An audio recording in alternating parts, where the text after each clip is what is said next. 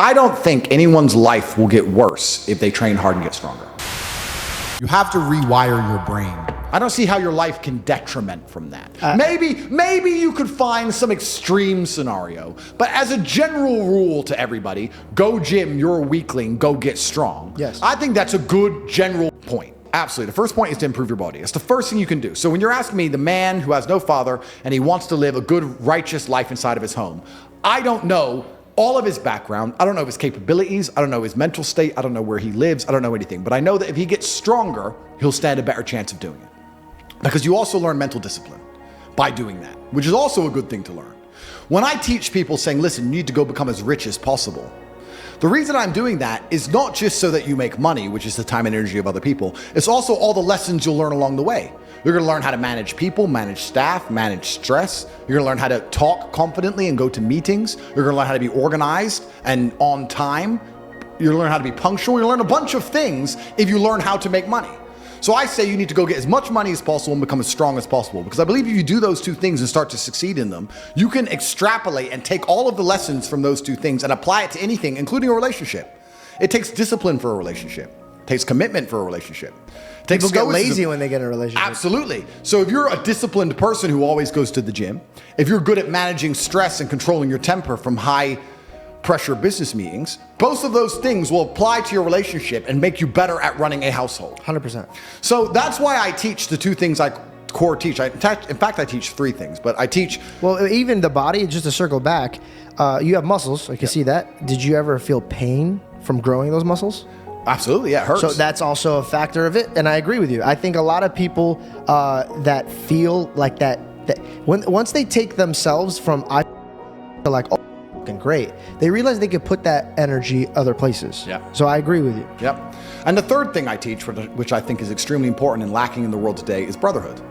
I think that men have always kept men accountable. You just talked about living in a house with 6 women and how it changed you. Imagine you lived with 6 warriors. Destroyed me. Imagine you lived with 6 men who were training for UFC fights. I'm like, what the f? No wonder you're broke. You're an idiot. You're dumb as f. You're a moron. Like, festivals are crap. Concerts are crap. Clubs are crap. What's fun? Nothing's fun. The only thing that's fun is masculine achievement and being respected for being monumentally successful and competent and crushing your enemies with your brutal brilliance. Turning up and saying, I'm gonna make more money than all of you. I'm gonna be more famous than all of you. I'm the best. Watch me. And winning. That is fun. And then the only thing that's video games, but you're doing it in real life. I'm doing it in real life. I have no time for games. House arrest, we found a few hours. Now I'm back out here in the real world. Everyone must pay the price. But even then, the only things that I find fun now, the only thing I do for fun is, okay, I'll take my SF90 around a circle. That's a $700,000 car. My fun's expensive. I need a lot of money to even find anything I find remotely entertaining. A beautiful friend of mine, she's in Bali, and she's like, I can't wait till we're free. We're gonna go to Bali, look at this villa, da, da, da. I'm like, if I went to that villa, do you know what I would do? I was like, what are you doing there? She's like, oh, I'm doing yoga, and I had breakfast, and then I'm looking at the forest, and we're gonna go see the monkeys, da, da. So if I went to Bali, do you know what I'd do? I'd sit on my laptop. I would turn up at the villa and go, which room's mine? Okay, laptop. Coffee, please. Coffee, laptop. It'd be the same as Romania in Bali. And when I go to Dubai, it's the same. That's what I do. I work. And I want to make this very clear to people because I find it amazing when people say they don't have motivation. I have people come to me and say, I want to get rich. I don't have motivation. I want to work harder. I said, how can you not have motivation to get rich when somebody like me with a head start like mine is still working 18-hour days every single day, 7 days a week without having a day off? I'm gonna crush you. You don't stand a chance. I will beat you. And you're just gonna sit there and perpetually lose because you can't find the motivation to crawl up out the mud and stay a bug until you end up in your 15-minute city getting your 17th injection like a dummy, like a useless eater. All I do is work. Nothing is fun.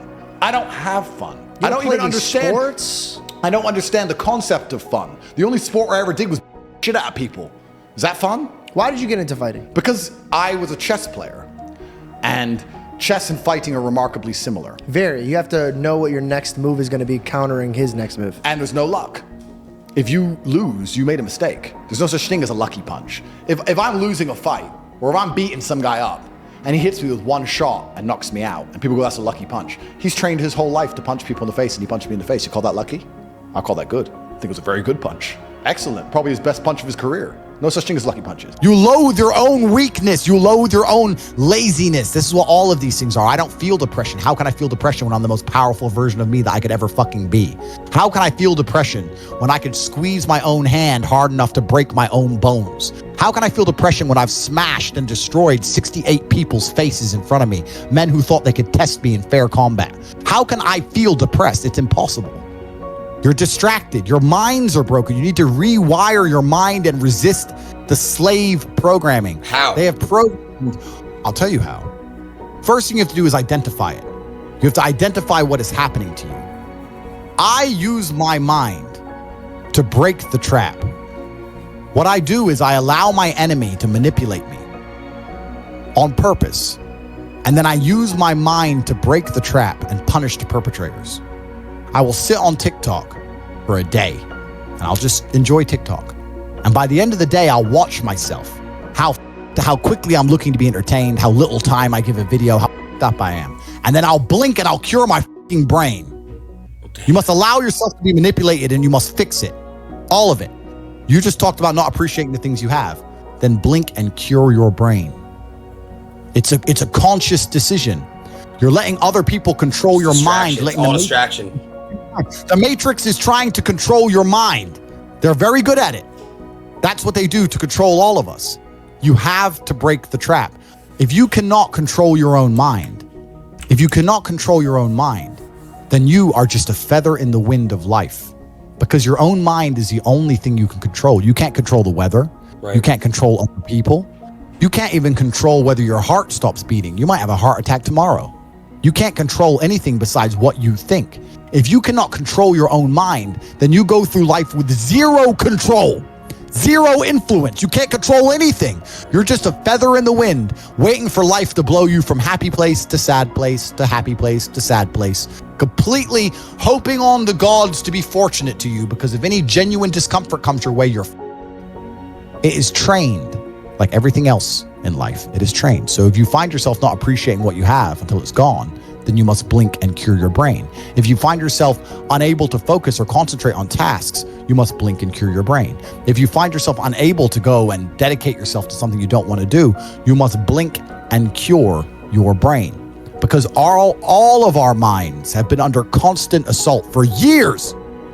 The way the mind functions, the way people interact, has changed so significantly in the last 10 years you wouldn't believe.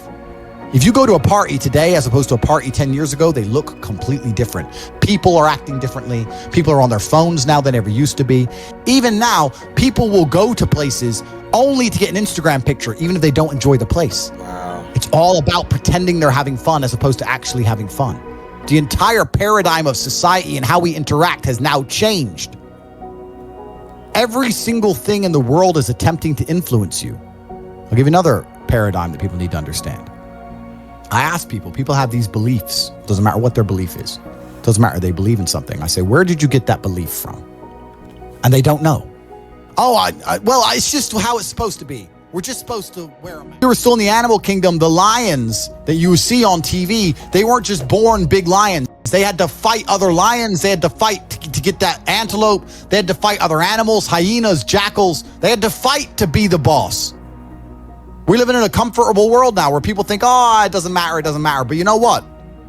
To some degree, it does matter. It does matter, and I'll tell you who it matters to. It matters to your soul, and it matters to God. I stand in the mirror with a pure heart.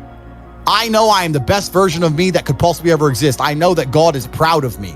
There's nothing that God hates more than sloth and laziness. If God were to create a man, and that man were to sit around and do all, God will frown upon you. It's why you're never lucky. If you're listening to this and you think I'm never lucky, I'll tell you why, because God dislikes you because you're fucking lazy. Start to work. Start to show God the beauty of his own creations. You'd be amazed how lucky you'll become. Wow. God is unhappy with these people. And inside their hearts, they're unhappy. We talk about depression, anxiety, all those things you mentioned earlier on this podcast. That comes from self-loathing. And that's what we're doing now, the successful men at least, in a financial sense. Why am I making money? I have nothing to buy. There's nothing to buy. I have it all. I have 4 Kernan's eggs, a Rimac, a Bugatti, 53 other cars, 40 properties. There's nothing to buy. I'm just taking it from other people. I'm winning the game. I'm conquering. And that's what I think truly is going to give you purpose in life. It's just conquest. Men have always been this way. That's why war was even happening in the first place. The Mongols raided Vienna. How long does it take to ride from Ulaanbaatar, Mongolia, on a horse to Vienna, Austria, across all of Siberia? And they were still mad enough and bored enough to go, nah, we need that city over there. That's the masculine essence, and it's been numbed down inside of people. Do you think they were ever considering fun at any point during this conquest? Because I don't think they were. Well, do you think they were just trying to dominate others? I don't think it's about trying to dominate. I think that inside of every single man, there's a God-given. I think that the entire world was built by this God-given drive to conquer. And to conquer doesn't always mean dominate others. You can conquer the sky by building a skyscraper. You can conquer by building roads. You can conquer by construction, not only by destruction. You conquer by turning up to a new territory and having a beautiful family and creating children. I think that's inside of every single man. I think it's been dumbed down by the Matrix, but I'm uninterested in fun. I don't understand the concept of fun. Fun is for women and children. All the women around me have fun. Last night, I went to a restaurant. My brother and I, 3 or 4 friends, maybe 25 of the most beautiful women you've ever seen in your life. We sit down at this table, all this fancy food comes, all these bottles of champagne come, everyone comes, the girls are laughing, drinking, everyone's having fun. Never at any point during the entire experience did I have any fun.